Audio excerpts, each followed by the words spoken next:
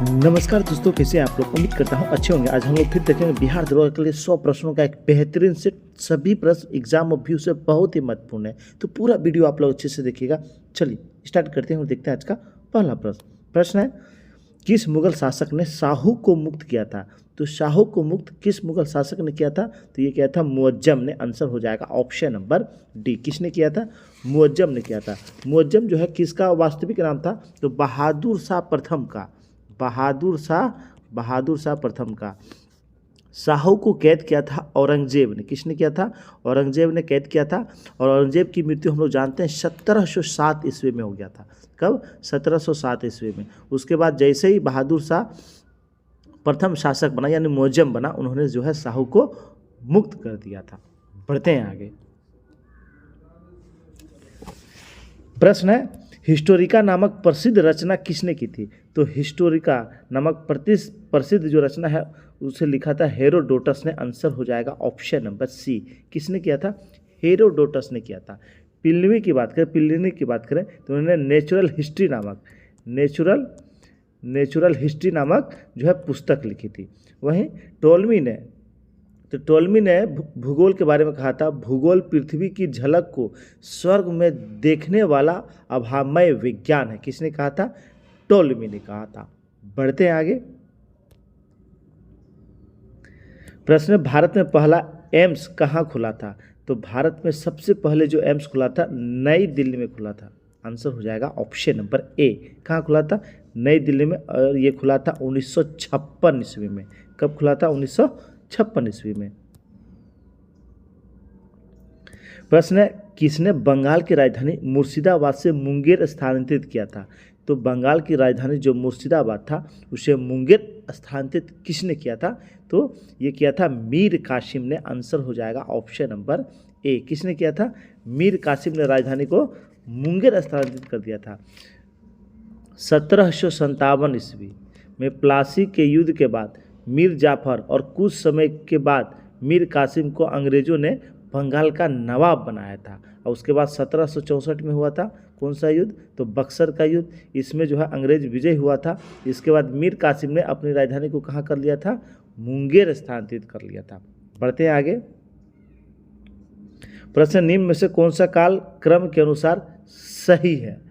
तो इसका right answer हो जाएगा सबसे पहले रामानुज, उसके बाद नामदेव, उसके बाद चैतन्य और उसके बाद तुलसी। आंसर हो जाएगा ऑप्शन नंबर बी। मध्यकालीन भारत के सांस्कृतिक इतिहास में भक्ति आंदोलन एक महत्वपूर्ण पड़ाव था।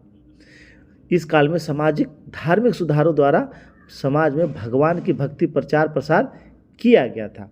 चलिए अगला प्रश्न, निम्न में से कौन कांग्रेस का कभी अध्यक्ष नहीं रहे थे। तो वो थे बाल गंगाधर तिलक। कौन नहीं रहे थे? बाल गंगाधर तिलक कांग्रेस के कभी अध्यक्ष नहीं रहे थे। कांग्रेस की स्थापना की अगर बात करें, स्थापना हुआ था 28 दिसंबर 1885 ईस्वी को। इसके प्रथम अध्यक्ष थे वोमेश चंद्र बनर्जी। कौन थे? वोमेश चंद्र बनर्जी। वहीं बात करें तो बाल गंगाधर तिलक और एनी बेसेंट ने हम लोग जानते हैं मिलकर जो है होम रूल आंदोलन प्रारंभ किया था। अगला प्रश्न है, मार्ले मिंटो सुधार कब आया था। तो मार्ले मिंटो सुधार आया था 1909 ईस्वी में। आंसर हो जाएगा ऑप्शन नंबर बी। कब आया था? 1909 ईस्वी में। और ये इसे मार्लो मिंटो नाम इसलिए दिया था, उस समय भारत का जो सचिव था वह था मार्ले और वायसराय था मिंटो। वायसराय कौन था? मिंटो था। प्रश्न है, सती प्रथा का उन्मूलन किसके सहयोग से हुआ था। तो सती प्रथा का उन्मूलन हम लोग जानते हैं किसके सहयोग से यह हुआ था। तो यह हुआ था राजा राम मोहन राय। आंसर हो जाएगा ऑप्शन नंबर ए, राजा राम मोहन राय। और शासक पूछा जाए तो क्या हो जाएगा? लॉर्ड विलियम वेंटिंग। लॉर्ड विलियम वेंटिंग के समय में हुआ था। कुछ और हम लोग जान लेते हैं। शिशुवध प्रतिबंध लगाया था लॉर्ड वेलेजली ने। किसने लगाया था? वेलेजली ने लगाया था। दास प्रथा का अंत किया था एलन ब्रो ने। किसने किया था? एलन ब्रो ने 1843 ईस्वी में। वहीं नेटिव मैरिज एक्ट आया था नॉर्थ ब्रुक के समय में। 1872 ईस्वी में। वहीं एज ऑफ कंसेंट एक्ट आया था लैंड्स डाउन के समय में 1891 ईस्वी में। इसमें लड़की के विवाह की जो आयु निर्धारित किया गया था 12 वर्ष किया गया था। फिर आया था शारदा एक्ट इरविन के समय में। किसके समय में? इरविन के समय में 1930 ईस्वी में। इसमें लड़की का विवाह का उम्र 14 वर्ष और लड़कों का 18 वर्ष निर्धारित किया गया था। बढ़ते हैं आगे। मुगल और मेवाड़ के बीच संधि हुई थी, तो मुगल और मेवाड़ के बीच संधि हुआ था 1615 ईस्वी में। आंसर हो जाएगा ऑप्शन नंबर बी। कब हुआ था? 1615 ईस्वी में हुआ था। मुगल मेवाड़ संधि महाराणा प्रताप के पुत्र अमर सिंह, किसके बीच? अमर सिंह और अकबर के पुत्र जहांगीर के बीच हुआ था। अकबर के पुत्र जहांगीर के बीच हुआ था। इस संधि में मेवाड़ के शासकों ने मुगलों की जो है अधीनता क्या कर लेता? स्वीकार कर लिया गया था। वहीं बात कर राजस्थान में, तो पहला शासक भारमल था। आमेर का जो पहला शासक था कौन था? भारमल था, जिसने जो है मुगलों की सबसे पहले अधीनता स्वीकार किया था। बढ़ते आगे।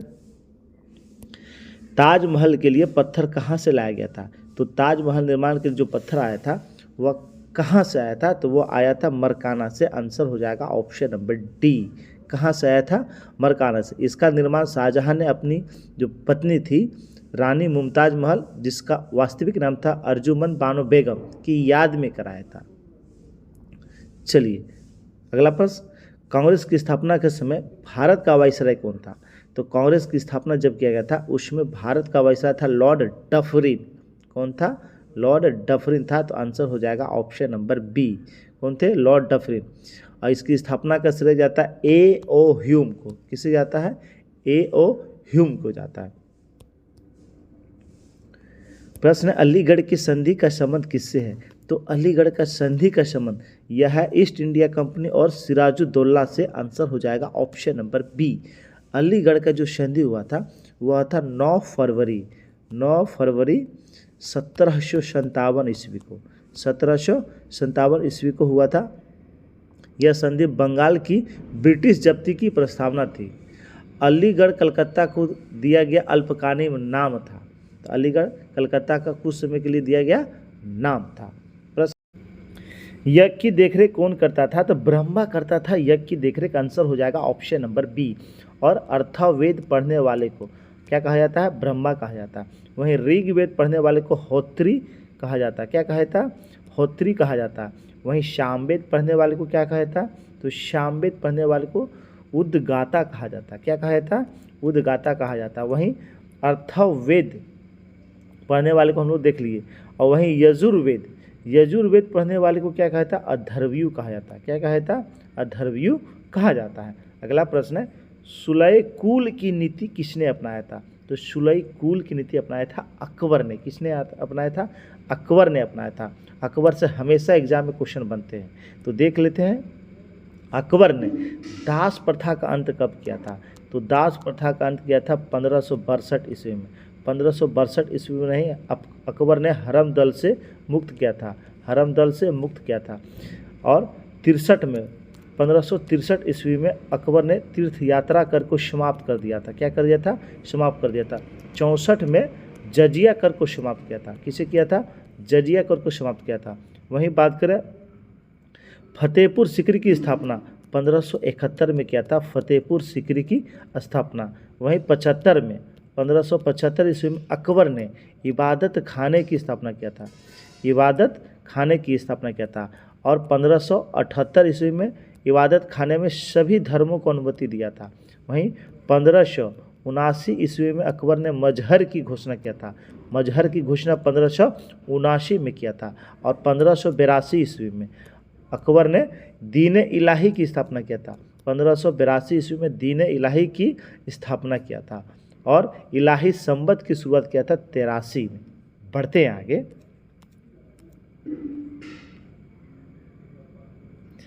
प्रश्न इटली ने आक्रमण कर किस देश को जीता था? तो इटली ने आक्रमण कर जीता था मोरक्को को। आंसर हो जाएगा ऑप्शन नंबर सी। यही मोरक्को का यात्री था इब्न बतूता, जो मोहम्मद बिन तुगलक के समय में आया था।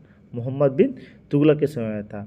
इटली दक्षिण यूरोप का एक देश है, यह भूमध्य सागर के मध्य में स्थित है। मोरक्को उत्तर अफ्रीका का एक देश है। आज यहाँ एक जो है यह एक मुस्लिम कंट्री है जहाँ अरबी बोली जाती है। चलिए अगला प्रश्न, रुद्र दामन से संबंधित कौन सा अभिलेख है? तो रुद्र दामन से संबंधित जो अभिलेख है वह कौन सा है? तो जूनागढ़ अभिलेख। कौन सा अभिलेख है? जूनागढ़ अभिलेख। आंसर हो जाएगा ऑप्शन नंबर सी इसका राइट आंसर हो जाएगा। कुछ अभिलेख को देख लेते हैं। हाथी गुफा जो अभिलेख है, हाथी गुफा अभिलेख, इनका संबंध है कलिंग के जो शासक थे खारवेल, उनसे। किनसे था? कलिंग शासक खारवेल से था। वहीं बात करें नासिक अभिलेख का संबंध था गौतमी बलश्री। वहीं एहोल अभिलेख का संबंध था पुलकेशिन द्वितीय से। पुलकेशिन द्वितीय थे। प्रयाग जो स्तंभ लेख है उसका संबंध था किससे? तो समुद्रगुप्त से। किससे था? समुद्रगुप्त से था इसका संबंध। वहीं भीतरी स्तंभ लेख स्कंद गुप्त से। अब मंदसौर अभिलेख, तो मंदसौर अभिलेख जो है इसका संबंध किस शासक से था? तो मालवा नरेश यशोवर्मन से। मालवा जो नरेश था यशोवर्मन से। ये जूनागढ़ का जो अभिलेख था यह गिरनार में जो है इसका संबंध जो है रुद्रदामन से था। चलिए बढ़ते हैं आगे। मंगल पांडे का संबंध किस इन्फेंट्री से था? तो इनका संबंध था 34वीं इन्फेंट्री से। आंसर हो जाएगा ऑप्शन नंबर बी। किनसे था? 34वीं इन्फेंट्री से था। उन्होंने 29 मार्च, कब? 29 मार्च 1857 को 2 अंग्रेज अधिकारी की मारकर हत्या कर दिया था। उसके बाद उन्हें जो है 8 अप्रैल 1857 को फांसी पर लटका दिया गया था बैरकपुर में। पढ़ते हैं आगे। प्रश्न है, चतुर्थ बौद्ध संहिता किसके शासनकाल में हुआ था? तो ये कनिष्क के शासनकाल में हुआ था। चतुर्थ बौद्ध संहिता किसके काल में? कनिष्क के काल में हुआ था। वहीं प्रथम बौद्ध संहिता जो हुआ था वह किसके काल में हुआ था? अजातशत्रु के काल में। इसकी अध्यक्षता महाकश्यप ने किया था। किसने? महाकश्यप ने किया था। दूसरा जो हुआ था कालाशोक के समय में हुआ था। किसके समय में? कालाशोक के समय में हुआ था दूसरा। वहीं बात करें और इसकी अध्यक्षता किसने किया था? तो सावाकामी ने किया था। तीसरा जो हुआ था अशोक के समय में मोगली सुतपुत्तम ने इसकी अध्यक्षता किया था। और चतुर्थ जो हुआ था इसकी अध्यक्षता किसने किया था? जो चतुर्थ जो हुआ था इसकी अध्यक्षता वसुमित्र जी ने किया था। किसने? वसुमित्र ने किया था। इसमें जो है प्रथम बौद्ध संहिता में विनय पिटक और सूत पिटक का जो है संकलन किया गया था। वहीं जो है तीसरे जो बौद्ध संहिता हुआ था इसमें अभिधम्म पिटक की रचना किया था। विनय पिटक में बौद्ध धर्म के नियम की चर्चा है, जबकि सूत पिटक में धार्मिक विचार और वचन का संकलन है और बौद्ध दर्शन का विवरण जो है दिया गया अभिधम्म पिटक में। अगला प्रश्न है, स्वराज पार्टी का संबंध निम्न में से किस व्यक्ति से था? तो स्वराज पार्टी का गठन किया था चित्तरंजन दास जी ने। आंसर हो जाएगा ऑप्शन नंबर सी, चित्तरंजन दास और मोतीलाल नेहरू ने स्वराज पार्टी का गठन किया था। तो आंसर हो जाएगा ऑप्शन नंबर सी। इसका गठन जो किया गया था 1 जनवरी 1923 ईस्वी में किया गया था। किसके एवज में? तो गांधी जी से नाराज हो गए। गांधी जी ने असहयोग आंदोलन को वापस ले लिया था। उसके बाद इन्होंने स्वराज पार्टी का गठन किया था। प्रश्न है, सांप्रदायिक निर्वाचन का जनक किसे माना जाता है? तो सांप्रदायिक निर्वाचन का जनक माना जाता है लॉर्ड मिंटो को। आंसर हो जाएगा option number A. Lord Minto को जाना जाता है क्योंकि इन्होंने जो भारत परिषद अधिनियम 1909 आया था उसमें मुसलमानों के लिए अलग से जो है निर्वाचन मंडल की शुरुआत कर दिया था। बढ़ते हैं आगे। निम्न में से कौन सुमेलित है? देख लेते हैं कौन सुमेलित है। भारत अधिनियम 1892 प्रतिनिधि सरकार की स्थापना, तो ये सही है।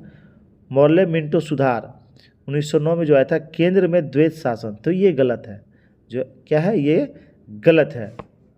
वहीं बात करें मॉन्टेग्यू चेम्सफोर्ड सुधार 1919 सांप्रदायिक प्रतिनिधि, तो ये 1909 में। वहीं भारत शासन अधिनियम प्रांत 1935 प्रांतों में द्वैत शासन, ये गलत है। इसमें जो है केंद्र में द्वैत शासन और 1919 में प्रांतों में द्वैत शासन और सांप्रदायिक प्रतिनिधि 1909 ईस्वी में। बढ़ते हैं आगे। कह रहा है राष्ट्रीय ध्वज का डिजाइन किसने तैयार किया था? तो राष्ट्रीय ध्वज का डिजाइन यह किया था पिंगली वेंकैया ने। आंसर हो जाएगा ऑप्शन नंबर ए। पिंगली वेंकैया ने राष्ट्रीय ध्वज का जो है डिजाइन तैयार किया था। इसका लंबाई और चौड़ाई का अनुपात है 3:2। कितना है? 3:2। भारत के संविधान ने राष्ट्रीय ध्वज को कब अपनाया था? तो 22 जुलाई 1947 ईस्वी को अपनाया था। बढ़ते हैं आगे। प्रश्न 2018 में फीफा विश्व कप किस देश ने जीता था? तो 18 की बात हो रही है, तो 18 में फीफा विश्व कप किसने जीता था? तो फ्रांस ने जीता था। किसने जीता था? फ्रांस ने जीता था। और अभी जो वर्तमान में फीफा विश्व कप हुआ था 22 में, उसे किसने जीता है? तो उसे जीता है अर्जेंटीना ने। किसने जीता है? अर्जेंटीना ने जीता है।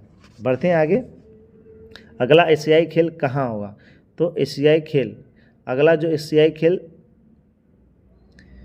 चीन के शहर हांगकांग में हुआ है 2023 में जो एशियाई खेल। तो इसका आंसर हो जाएगा ऑप्शन नंबर बी। अभी जो 2023 का एशियाई खेल हुआ चीन के शहर हांगझोउ में हुआ है। बढ़ते हैं आगे।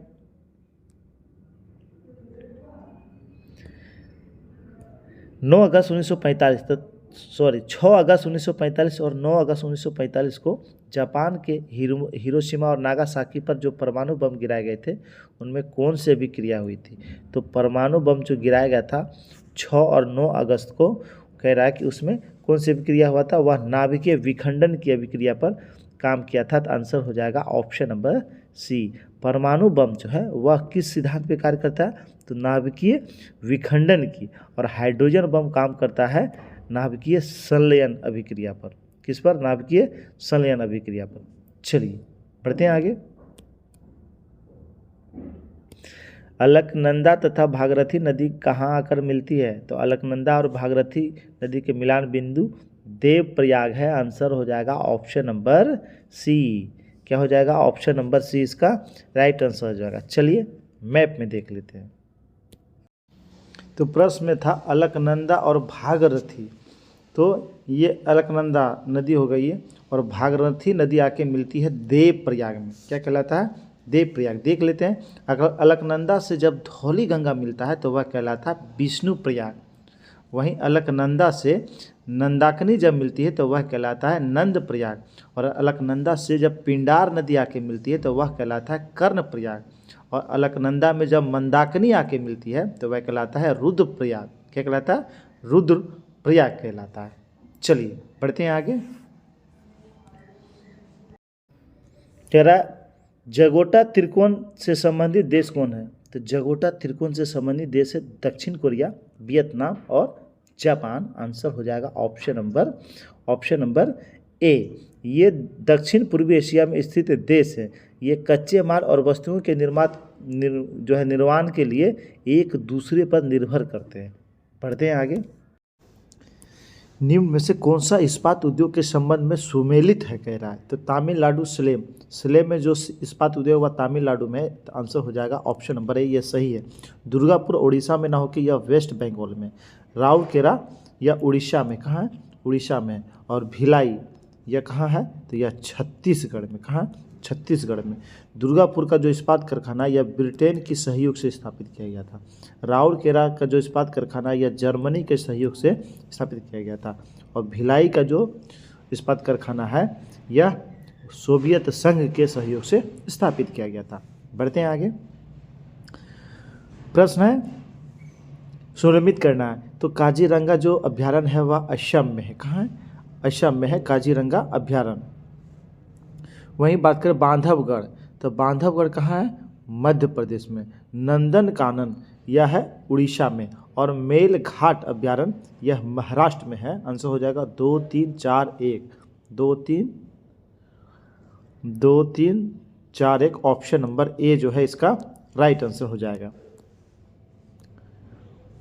प्रश्न है दूध सागर जलप्रपात कहाँ है? तो दूध सागर जलप्रपात यह गोवा राज्य में स्थित है। आंसर हो जाएगा ऑप्शन नंबर ए। कहाँ है? यह गोवा में स्थित है। इसकी जो ऊंचाई है वह 1031 फीट में। और यह किस नदी पर है? तो यह गोवा में मांडवी नदी पर है। किस नदी पर है? मांडवी नदी पर यह स्थित है। यह समुद्र जैव विविधता वाले पर्णपाती जंगलों से घिरा हुआ जो है जलप्रपात है। बढ़ते हैं आगे। नमचिक नमकुफ कोयला क्षेत्र कहाँ स्थित है? तो नमचिक नमकुफ जो कोयला क्षेत्र है यह अरुणाचल प्रदेश में स्थित है। तो आंसर हो जाएगा ऑप्शन नंबर डी। कहाँ है? अरुणाचल प्रदेश। अच्छा, भारत में सबसे पहला जो कोयला खदान खुला था वह 1774 ईस्वी में पश्चिम बंगाल के रानीगंज में, पश्चिम बंगाल के रानीगंज में। वर्तमान में भारत की सबसे बड़ी कोयला उत्पादन खदान झारखंड के झरिया में स्थित है। अगला प्रश्न, निम्न में से कौन सा मंडल सर्वाधिक गर्म होता है? तो क्षोभ मंडल सबसे अधिक गर्म होता है। आंसर हो जाएगा ऑप्शन नंबर बी। क्षोभ मंडल की जो ऊंचाई है वह सतह से 18 किलोमीटर तक इसकी ऊंचाई है। क्षोभ मंडल में जब हम लोग 165 मीटर की ऊंचाई ऊपर जाएंगे तो टेम्परेचर में जो है कितनी की कमी होगी? तो 1 डिग्री सेल्सियस की कमी हो जाएगी। क्षोभ मंडल को संवहन मंडल भी कहते हैं, इस मंडल को अधोमंडल भी कहते हैं। जितने सारे मौसम में घटनाएं होती है वह इसी क्षोभ मंडल में होता है। उसके बाद समताप मंडल, इसी में ओजोन परत पाया जाता है। किसमें? समताप मंडल में पाया जाता है। इसकी ऊंचाई है अगला 50 किलोमीटर, इसकी ऊंचाई अगला 50 किलोमीटर। वहीं उसके बाद होता है मध्य मंडल। कौन सा मंडल? मध्य मंडल, अगला 80 किलोमीटर इसकी ऊंचाई होती है। वहीं उसके बाद होता है आयन मंडल। आयन मंडल जहां विद्युत आवेशित कण पाए जाते हैं। वहीं उसके बाद होता है बाह्य मंडल, तो उसके ऊपर जो है यानी 400 किलोमीटर के ऊपर जाइएगा तो वो कहलाएगा बाह्य मंडल।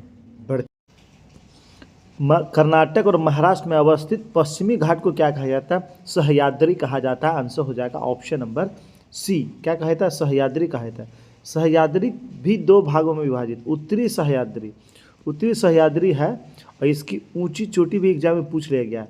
इसका सबसे ऊंची चोटी है कालसुबाई। क्या है? कालसुबाई। और दक्षिणी जो सह्याद्री है इसकी सबसे ऊंची चोटी है कुंद्रेमुख। कौन सा है? कुंद्रेमुख है दक्षिणी सह्याद्री का ऊंची चोटी। वहीं नीलगिरी, तो नीलगिरी का जो ऊंचा चोटी है सबसे ऊंची चोटी उसका नाम है डोडा बेटा। क्या नाम है? डोडा बेटा। दक्षिण भारत की सबसे ऊंची चोटी स्थित है अन्नामलाई पर्वत पर, उसका नाम है अनईमुदी। क्या नाम है? अनईमुदी, जिसकी ऊंचाई है 2695 मीटर। कितना है? 2695 मीटर। ये पाल घाट जो दर्रा है, पाल घाट दर्रा, यह किसके किसके बीच है? तो कालीकट से कोयम्बटूर, कालीकट से कोयम्बटूर, यानी ये केरल से तमिलनाडु जाने का रास्ता है। केरल से तमिलनाडु जाने का रास्ता है। पढ़ते हैं आगे। प्रश्न, निम्न में से कौन सुमेलित नहीं है? देख लेते हैं कौन सा सुमेलित नहीं। नाथुला दर्रा सिक्किम, बिल्कुल सही है। रोहतांग दर्रा हिमाचल प्रदेश, ये भी सही है। शिव किला दर्रा जम्मू कश्मीर, तो ये गलत है, ऑप्शन नंबर सी। शिव किला दर्रा यह भी हिमाचल प्रदेश में स्थित है और बॉमडिला दर्रा अरुणाचल प्रदेश में स्थित है। तो आंसर हो जाएगा ऑप्शन नंबर सी। रंगीत नदी कहाँ बहती है? तो रंगीत नदी यह कहाँ बहती है? तो यह जो है तीस्ता की एक सहायक नदी है और यह निकलती है सिक्किम से। तो आंसर हो जाएगा ऑप्शन नंबर ए। कहाँ से निकलती है? यह सिक्किम से निकलती है और पश्चिम बंगाल में जाकर जो तीस्ता नदी है, ब्रह्मपुत्र की सहायक नदी, उसमें जाकर मिल जाती है। प्रश्न, कर्क रेखा निम्न में से किस राज्य से होकर गुजरती है? तो कर्क रेखा इसमें कह रहा है किस राज्य से होकर गुजरती है? तो इस ऑप्शन में देख लेते हैं। तो ये झारखंड से भी गुजरता है, मध्य प्रदेश से भी गुजरता है, त्रिपुरा से भी गुजरता है, मिजोरम से भी गुजरता है। तो आंसर हो जाएगा option number A. Option number A. कर्क रेखा भारत के 8 राज्यों से होकर गुजरता है। हम लोग पश्चिम से अगर चले तो सबसे पहले गुजरात, उसके बाद राजस्थान, उसके बाद मध्य प्रदेश, उसके बाद छत्तीसगढ़, उसके बाद झारखंड, उसके बाद वेस्ट बंगाल, उसके बाद त्रिपुरा, उसके बाद मिजोरम।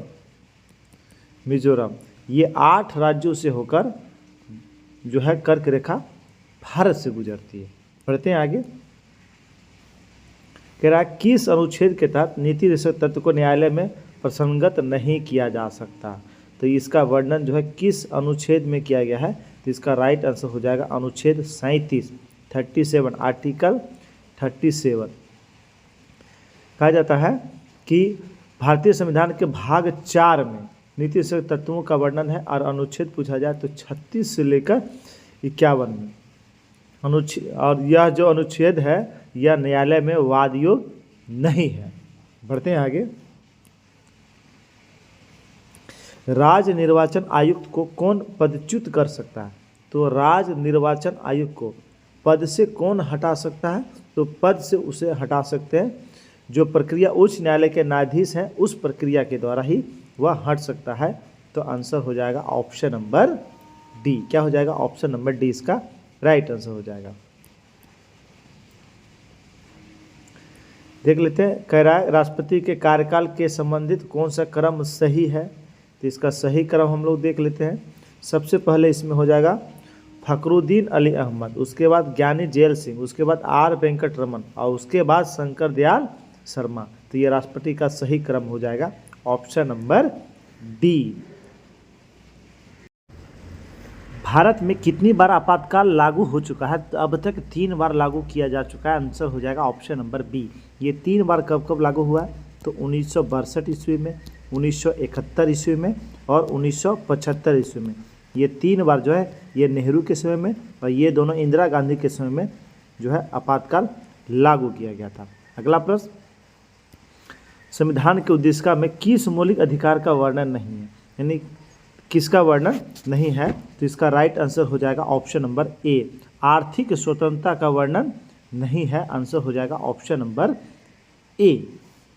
मौलिक अधिकार की बात करें तो यह जो है किस देश के संविधान से प्रेरित है? तो यूएसए यानी अमेरिका के संविधान से यह प्रेरित है। अगला प्रश्न है, पंचायती राज व्यवस्था से संबंधित समिति कौन सा है? तो इसमें बलवंत राय मेहता समिति, इनका संबंध था पंचायती राज से। आंसर हो जाएगा ऑप्शन नंबर सी। इसका गठन जो किया गया था, कब किया गया था? तो 1957 ईस्वी में गठन किया था। इन्हें अपना रिपोर्ट जो दिया था 59 में त्रिस्तरीय पंचायती राज का सिफारिश किया था। बढ़ते हैं आगे। अंतर्राष्ट्रीय परिषद का गठन किस समिति के सिफारिश पर की गई थी? तो अंतर्राष्ट्रीय परिषद, इसका गठन जो किया गया था किस समिति के सिफारिश पर? तो केलकर समिति के सिफारिश पर। आंसर हो जाएगा ऑप्शन नंबर ए। किस समिति के सिफारिश पर? केलकर समिति के सिफारिश पर। प्रश्न है, उद्देशिका यानी प्रस्तावना में 42वें संविधान संशोधन में कौन सा शब्द जोड़ा गया था? 3 शब्द जोड़ा गया था, समाजवादी, पंथ निरपेक्ष और अखंडता। आंसर हो जाएगा ऑप्शन नंबर बी। क्या हो जाएगा? Option number B. भारत के राष्ट्रपति को किस प्रकार पदच्युत किया जा सकता है? तो भारत को राष्ट्रपति को पदच्युत किस प्रक्रिया द्वारा? तो महाभियोग लगाकर। किस प्रक्रिया द्वारा? महाभियोग लगाकर यानी संसदीय प्रक्रिया द्वारा। आंसर हो जाएगा option number C. Option number C इसका राइट आंसर हो जाएगा। और भारत के संविधान का अनुच्छेद 61 में, किसमें? 61 में राष्ट्रपति को हटाने के लिए महाभियोग प्रक्रिया द्वारा जो है संसद के द्वारा हटाया जा सकता है। प्रश्न, संघात्मक सरकार में क्या आता है? तो संघात्मक सरकार में क्या आता है? तो शक्तियों का एकीकरण। आंसर हो जाएगा option number D. Option number D, अर्थात संघ के पास सभी शक्तियां होगी। जितना शक्तियां हैं सब किसके पास होगी? संघ के पास। प्रश्न है, भारत का राष्ट्रीय वृक्ष? तो बरगद है, हम लोग जानते हैं। पक्षी मोर हो गया, पुष्प कमल हो गया, चिन्ह अशोक स्तंभ, जलीय जीव गंगा डॉल्फिन और राष्ट्रीय खेल हॉकी। बढ़ते हैं आगे। भारत का राष्ट्रीय जलीय जीव, तो भारत का राष्ट्रीय जलीय जीव कौन सा है? तो यह है गंगा डॉल्फिन। आंसर हो जाएगा option number C. Option number C इसका राइट आंसर। चिली का चुकी मात खाने जो है वह किसके लिए प्रसिद्ध है? तो चिली का जो चुकी मात खाने हैं यह कॉफर के लिए प्रसिद्ध है। आंसर हो जाएगा ऑप्शन नंबर बी। किसके लिए प्रसिद्ध है? यह कॉफर के लिए प्रसिद्ध है। इस खान में जो है चुकीमात खान में खनन प्रारंभ होता 1882 ईस्वी में। चिली यह दक्षिणी अमेरिकी देश है, दक्षिणी अमेरिकी देश है। चलिए अगला प्रश्न है, नर्मदा बचाओ आंदोलन से कौन जुड़ी है? तो इसमें आंसर होना चाहिए ए और बी दोनों। नर्मदा बचाओ जो आंदोलन हुआ था वह हुआ था 1985 के आसपास। कब? 1985। इसके विरोध में जो है मेघा पाटेकर, अरुंधति राय और बाबा आमटे तीनों ने मिलकर आंदोलन किया था। बाबा आमटे, तो आंसर होना चाहिए ए और बी दोनों। अगला प्रश्न, भारतीय वायुसेना से संबंधित जो ENSO यह क्या है, यानी इसका फुल फॉर्म क्या है?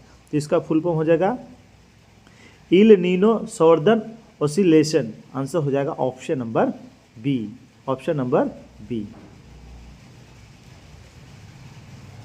प्रश्न 2011 की जनगणना के अनुसार सर्वाधिक जनसंख्या किस राज्य की है? तो 11 की जनगणना के अनुसार सबसे अधिक जनसंख्या उत्तर प्रदेश का है। किसका है? उत्तर प्रदेश का। उसके बाद सेकंड स्थान पे है महाराष्ट्र, थर्ड स्थान पे है अपना बिहार। थर्ड स्थान पे बिहार उस समय था 2011 की जनगणना के अनुसार, और उस समय 11 की जनगणना के अनुसार सर्वाधिक जनसंख्या घनत्व था बिहार का। किसका था? बिहार का। सबसे अधिक जनसंख्या घनत्व, सबसे कम पूछा जाए तो अरुणाचल प्रदेश का। किसका? अरुणाचल प्रदेश का। अगला प्रश्न कह रहा निम्नलिखित का उचित मिलान करना है। टिहरी बांध यह कहाँ किस राज्य में है? तो उत्तराखंड में। कहाँ? उत्तराखंड में। सरदार सरोवर बांध गुजरात में, तुंगभद्रा बांध कर्नाटक में, और हीराकुंड बांध उड़ीसा में। आंसर हो जाएगा ऑप्शन नंबर ए। 1 2 3 4।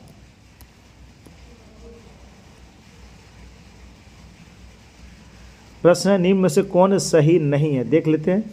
दलदली जो मिट्टी है वह कच्छ के रण में पाई जाती है, तो ये सही है। नमकीन मिट्टी मरुभूमि, सही है। पीट मिट्टी उत्तर प्रदेश, तो ये गलत है। ऑप्शन नंबर जो है सी जो है गलत है। उत्तर प्रदेश में जो है जलोढ़ मिट्टी पाई जाती है। कौन सी मिट्टी? जलोढ़ मिट्टी पाई जाती है। अगला प्रश्न है कांच का गहरा नीला रंग किस कारण होता है? तो कोबाल्ट ऑक्साइड के कारण कांच का जो रंग होता है गहरा नीला होता है। इससे 2-3 क्वेश्चन बनते हैं, हम लोग देख लेते हैं। कांच का जो हरा रंग होता है वह किसके कारण होता है? तो वह सोडियम क्रोमेट या फेरस ऑक्साइड, सोडियम क्रोमेट या फेरस ऑक्साइड के कारण होता है कांच का हरा रंग। वहीं बात करें कांच का लाल रंग जो होता है वह किसके कारण होता है? तो मैग्नीज डाइऑक्साइड के कारण कांच का रंग जो है हरा होता है। वहीं कांच का रंग पीला यह किसके कारण होता है? तो कैडमियम सल्फेट के कारण होता है। वहीं कांच का जो है भूरा रंग किसके कारण होता है?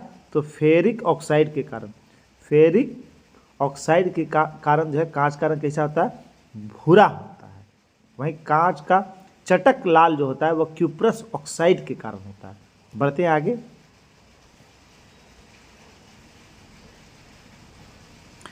प्रश्न है अमीबा किससे भोजन ग्रहण करता है? तो अमीबा जो है यह किससे भोजन ग्रहण करता है? तो यह भोजन ग्रहण करता है कुटपाद से। आंसर हो जाएगा ऑप्शन नंबर ए। किससे? कुटपाद से भोजन ग्रहण करता है। कुटपाद की मदद से यह भोजन के छोटे छोटे कणों को क्या करता है? निगल लेता है। और अमीबा अपने आकार को बदलने की भी क्षमता रखता है। प्रश्न है इनमें से सबसे कम प्रदूषण किससे होता है? तो सबसे कम प्रदूषण इसमें हो जाएगा CNG से। आंसर हो जाएगा ऑप्शन नंबर बी।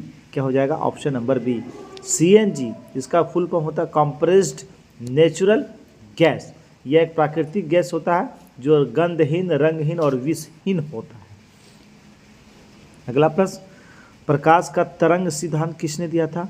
तो प्रकाश का तरंग सिद्धांत या हाइजेंस ने दिया था। आंसर हो जाएगा ऑप्शन नंबर ए। किसने दिया था? हाइजेंस ने दिया था। कब? 1678 ईस्वी में। 1678 ईस्वी में। प्रकाश जो है सभी दिशाओं में प्रकाश की चाल चल सकती है। प्रकाश को चलने के लिए माध्यम की आवश्यकता नहीं होती है। इस चलने के लिए माध्यम की आवश्यकता नहीं होती, यानी यह निर्वात में भी गमन कर सकता है। प्रश्न इनमें से कौन परजीवी पादप है, यानी दूसरे पे आश्रित पादप है?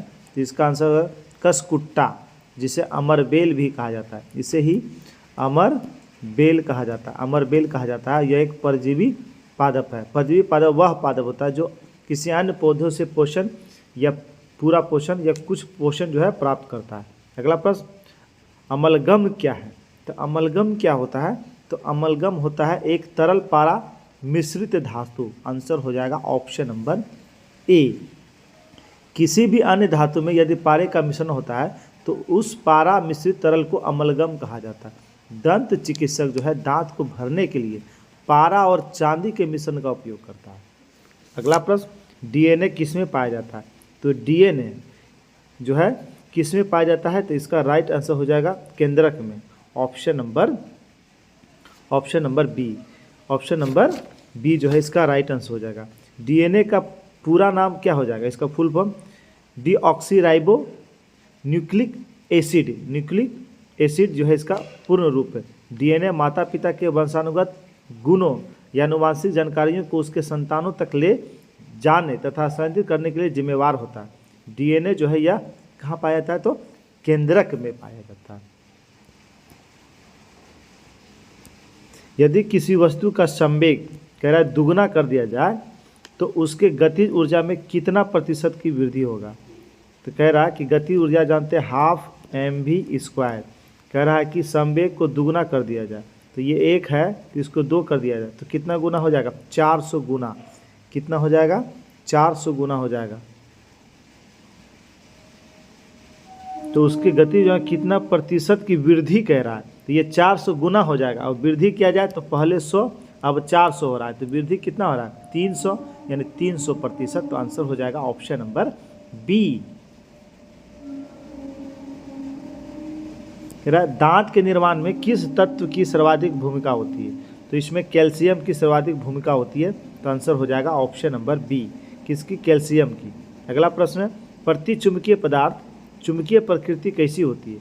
तो प्रतिचुंबकीय पदार्थ की जो चुंबकीय प्रकृति होती है वह कैसी होती है? वह ऋणात्मक होता है। कैसा होता है?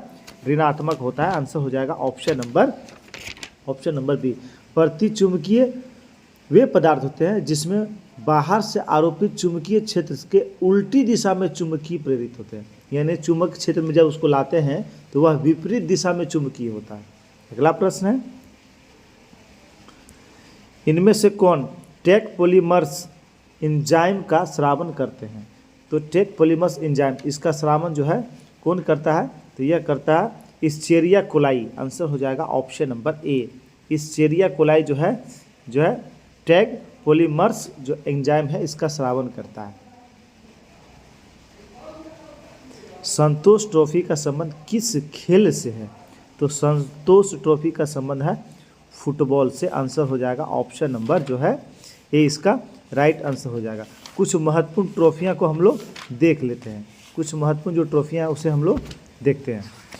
फुटबॉल से संबंधित अगर ट्रॉफियां पूछा जाए फुटबॉल से तो हो जाएगा डूरंड कप, रोबर्ट्स कप और सुब्रतो मुखर्जी कप, मरडेगा कप। इसका संबंध फुटबॉल से। हॉकी की अगर बात करें तो Beighton cup, Rangaswami cup, Aga Khan cup, Maharaja Ranjit Singh cup, lady Ratan Tata trophy, Nehru trophy, Indira Gandhi golf और वेलिंगटन कप का संबंध किससे है?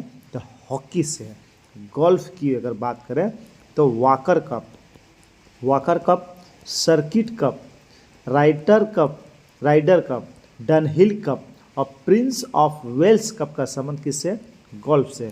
क्रिकेट की बात करें तो क्रिकेट में हो जाए रणजी ट्रॉफी, रानी ट्रॉफी, रानी झांसी ट्रॉफी, देवधर ट्रॉफी और जीडी बिरला ट्रॉफी का संबंध किससे है? क्रिकेट से। अगला प्रश्न है, दोषपूर्ण शिक्षा प्रणाली का प्रतिफल है। तो दोषपूर्ण शिक्षा प्रणाली इसका जो प्रतिफल हो जाएगा इसका राइट आंसर हो जाएगा ऑप्शन नंबर डी, युवा अशांति। ऑप्शन नंबर डी इसका राइट आंसर हो जाएगा। अगला प्रश्न है, वस्तु संयोग स्थापन का उदाहरण है। तो वस्तु संयोग स्थापन का उदाहरण क्या है? तो पेन और स्याही। आंसर हो जाएगा ऑप्शन नंबर ए। क्या हो जाएगा? Option number A. वस्तु संयोग स्थापन का उदाहरण ये हुआ।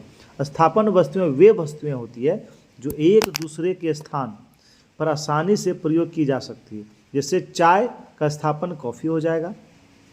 चलिए अगला प्रश्न, प्रश्न है, जब समाज सभी नियमों को मापदंडों पर पालन करता है तो उसे क्या कहते हैं? तो उसे हम लोग क्या कहते हैं? समाजीकरण। आंसर हो जाएगा ऑप्शन नंबर ए। अगला प्रश्न,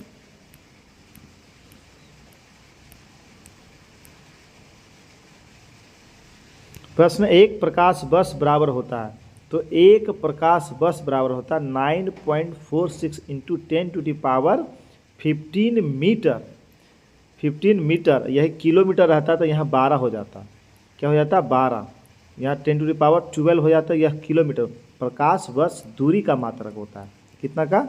दूरी का मात्रक होता है। चलिए अगला प्रश्न, आई केम, आई शो, आई कंसर्न्ड किसने कहा था? तो यह किसने कहा था? तो यह जूलियस सीजर ने कहा था। आंसर हो जाएगा ऑप्शन नंबर डी। किसने कहा था? जूलियस सीजर ने कहा था। जूलियस सीजर ने पुजारी के तौर पर अपने करियर की शुरुआत किया था और आगे चलकर वह रोम का सम्राट भी बना था और रोम और उनके लोगों को मजबूत करने के लिए उन्होंने कई सुधार भी किए थे। अगला प्रश्न, there is no such things as a free lunch पुस्तक किसने लिखा है? तो there is no such things as a free lunch, यह पुस्तक किसने लिखा है? तो यह लिखा है मिल्टन फ्रीडमैन। आंसर हो जाएगा option number B. Milton Friedman ने इसकी रचना किया था। ये अमेरिका के एक अर्थशास्त्री थे जिन्हें जो है 1976 ईस्वी में अर्थशास्त्र का नोबेल पुरस्कार दिया गया था। अगला प्रश्न, भारत का राष्ट्रपति किस प्रकार का वीटो का प्रयोग नहीं करता है? तो किस प्रकार का वीटो का प्रयोग नहीं करता है? इसका राइट आंसर हो जाएगा ऑप्शन नंबर ए, विशेषिक वीटो। कौन सा वीटो? विशेषिक वीटो का प्रयोग जो है भारत के राष्ट्रपति नहीं करते हैं। भारत के राष्ट्रपति 3 प्रकार के वीटो का प्रयोग करते हैं। कौन कौन? तो निरपेक्ष वीटो, निलंबन वीटो और पॉकेट वीटो, ये 3 प्रकार के वीटो। बढ़ते हैं आगे।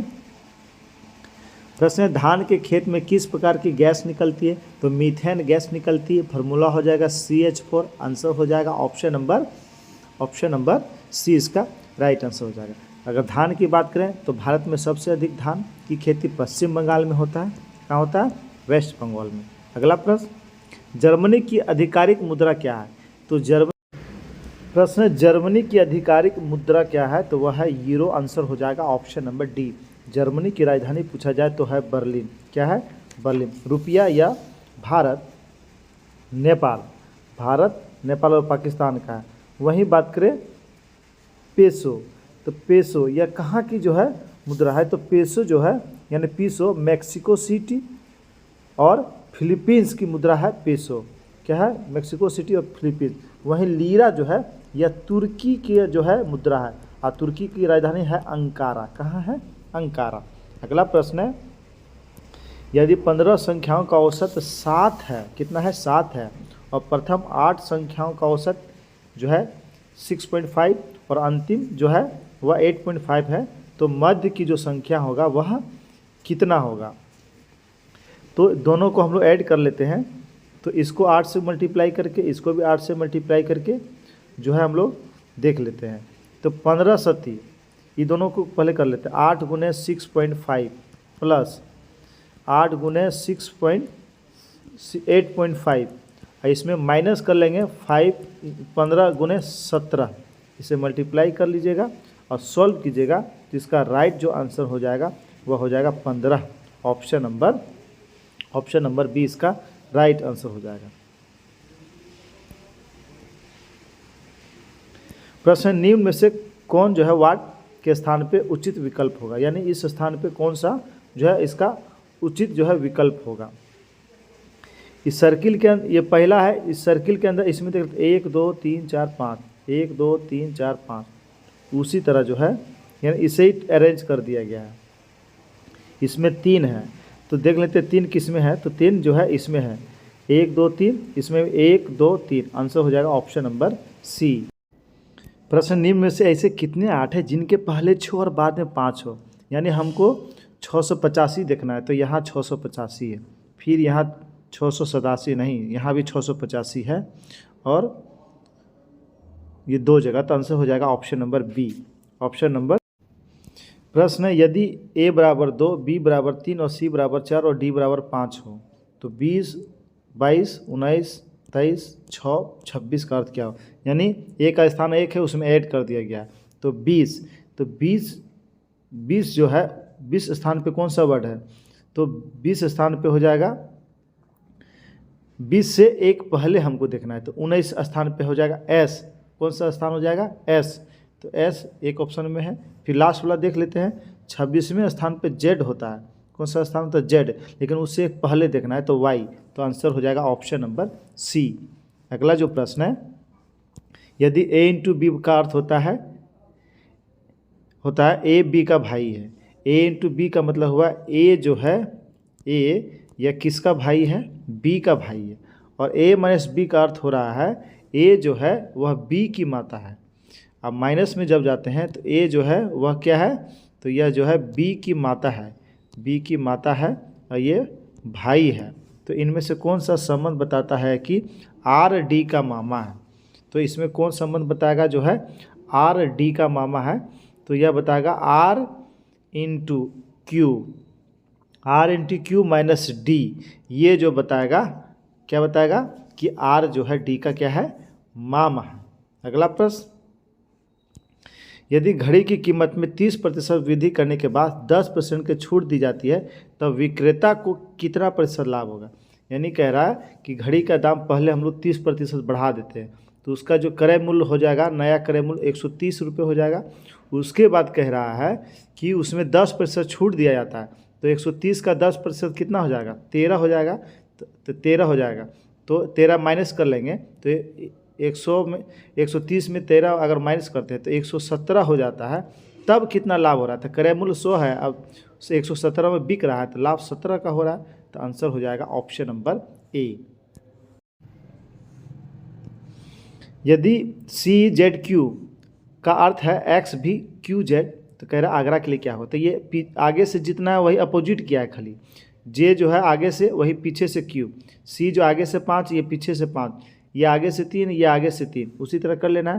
तो ये ए है, तो ए की जगह जेड हो जाएगा, आगे भी और ए यहाँ भी है तो जेड हो जाएगा, यानी आगे पीछे जेड होगा। तो आंसर हो जाएगा ऑप्शन नंबर सी। कह रहा है 20 मिनट में घंटी की सुई कितनी डिग्री घूमेगी, 20 मिनट में कह रहा है, तो 20 मिनट में घंटे की सुई 12 घंटे में कितना बार घूमता है, हम लोग जानते हैं 360 डिग्री घूमता है, तो इस अवधि में वह 720 मिनट घूमता है।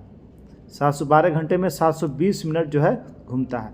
वहीं 20 मिनट की सुई घंटे में कितना बार घूमेगा, तो 20 मिनट में जो घंटे की सुई है, घंटे की सुई वह 20/712 गुने 360, तो इसे अगर काटिएगा तो ये 2 बार में कट जा रहा है, ये 10 कितना हो रहा है 10, तो कितना डिग्री घूमेगा, 10 डिग्री घूमेगा। आंसर हो जाएगा ऑप्शन नंबर डी।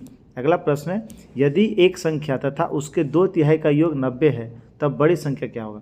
कह रहा है यदि एक संख्या और उसके 2/3 का योग और इसका 2/3 2x + 3 का योग जो है कह रहा है 90 है, कितना है 90 है।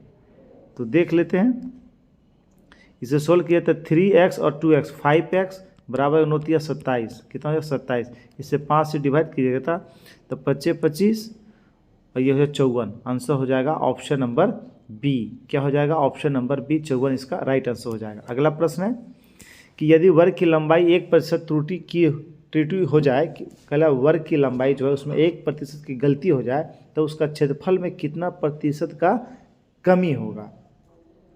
तो उसके क्षेत्रफल में कितना प्रतिशत कमी होगा, तो लगभग 2% का कमी हो जाएगा। आंसर हो जाएगा ऑप्शन नंबर जो है सी।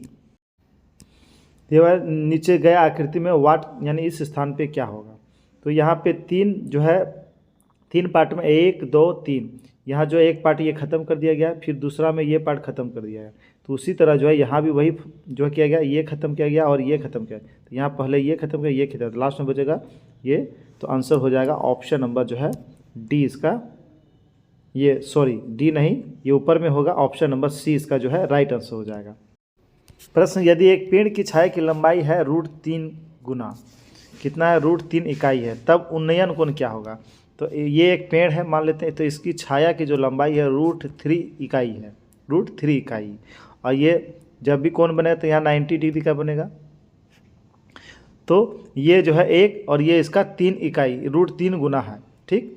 उसकी लंबाई का क्या है 3 गुना है।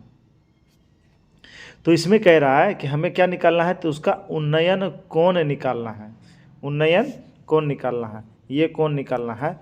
तो इसमें जो है टेन थीटा बराबर क्या होगा, टेन थीटा बराबर आधार बटे लंब होता है, तो 1/√3। तो ये जो है टेन जो है 30 डिग्री का मान है, किसका है, टेन 30 डिग्री का मान। तो थीटा का वैल्यू कितना होगा 30 डिग्री। आंसर हो जाएगा ऑप्शन नंबर ए।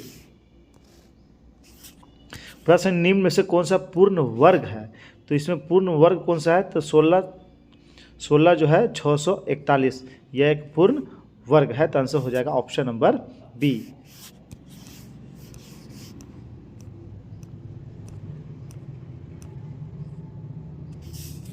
प्रश्न यदि 1/x+1 + 1/x+2 बराबर 2/x+10 है तो x का मान क्या होगा। तो इसमें कह रहा है x का मान जो है क्या होगा, इसे सॉल्व कर लीजिएगा। इसमें जो वैल्यू आएगा x का वह हो जाएगा -26/17। ऑप्शन नंबर जो है सी इसका राइट आंसर हो जाएगा। प्रश्न एक, थैले में 1 रुपये 50 पैसे और 10 पैसे के सिक्कों का अनुपात क्रमशः 3:5:7 में है और कुल मूल्य दिया हुआ है 155 रुपये। तो कह रहा है कुल सिक्कों की संख्या ज्ञात करना है। तो मान लेते हैं कि उसकी संख्या क्रमशः क्या हो जाएगा 3x, 5x और 7x। उसका अब कुल मूल्य निकाल लेते हैं। तो रुपए में निकालते हैं 3x, तो ये 3x ही होगा। वही 50 पैसे का 5x है, तो 5x को रुपए में बदलने के लिए रूट से डिवाइड कर देंगे। और 10 पैसे का जो है 7x है, तो 7x को 10 से क्या करेंगे डिवाइड कर देंगे हम लोग। इसका कुल वैल्यू 155 रुपये दिया गया। इसे सॉल्व कीजिएगा तो x का जो मान आएगा वह कितना होगा 25। कितना होगा 25। तो सिक्कों की संख्या जो है कितना हो जाएगा, सिक्कों की संख्या कितना हो जाएगा 25। और कह रहा है कुल सिक्कों की संख्या, तो 25 दिया 75 ये हो जाएगा। फिर 25 गुना 5 तो 125 और 25 सती निकालना है तो 175। तीनों को ऐड कीजिएगा तो कितना आ जाएगा। इस तीनों को अगर हम लोग ऐड करते हैं, ये 5 5 10 5 15 और 8 2 10 और 7 17 यानी 375। ऑप्शन नंबर ए इसका राइट आंसर। प्रश्न एक, बाग में कुछ बत्तख और बकरियां हैं। कह रहा उस सिरों की कुल संख्या 48 और पैरों की संख्या 140। तो बकरियों की संख्या ज्ञात करना है, जिसका ज्ञात करना अपोजिट में हम लोग लेके जाए। बकरी का निकाला है तो बत्तख, मान लेते हैं अगर सभी बत्तख होता 4800 तो उसका पैर कितना होता 48 गुना 2 तो हो जाता है कितना 96 होता। जबकि पैर बता रहा है 140, तो कितना ज़्यादा बता रहा है, कितना ज़्यादा बता रहा है, तो यह 44। 140 में 96 माइनस करिए तो 44।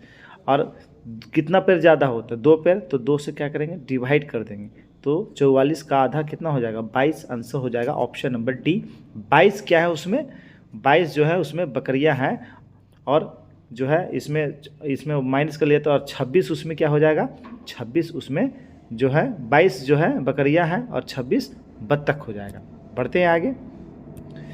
निम्नलिखित में से कौन सा कथन सही है, देख लेते हैं कौन सा कथन इसमें सही है। तो सभी पूर्ण संख्याएं प्राकृतिक संख्या नहीं होती है, तो यही सही है ऑप्शन नंबर ए। सभी जो पूर्णांक संख्याएं होती है वह प्राकृतिक संख्या नहीं होता है। अगला जो प्रश्न है कह रहा है एक रोलर से सड़क को समतल किया जाना, यानी रोलर का व्यास दिया 70 सेंटीमीटर और लंबाई 1 मीटर। कह रहा है 1000 चक्कर में रोलर सड़क को समतल कर देता है, तो सड़क का क्षेत्रफल क्या होगा। तो सड़क का क्षेत्रफल मान लेते हैं रोलर का जो त्रिज्या होगा कितना होगा 35 सेंटीमीटर, आधा व्यास का आधा, वही मीटर में निकालेंगे तो 100 से डिवाइड कर 0.35 मीटर रोलर का जो त्रिज्या होगा। और ऊंचाई कह रहा मोटाई लंबाई उसका जो हो जाएगा 1 मीटर दिया हुआ, कितना दिया 1 मीटर।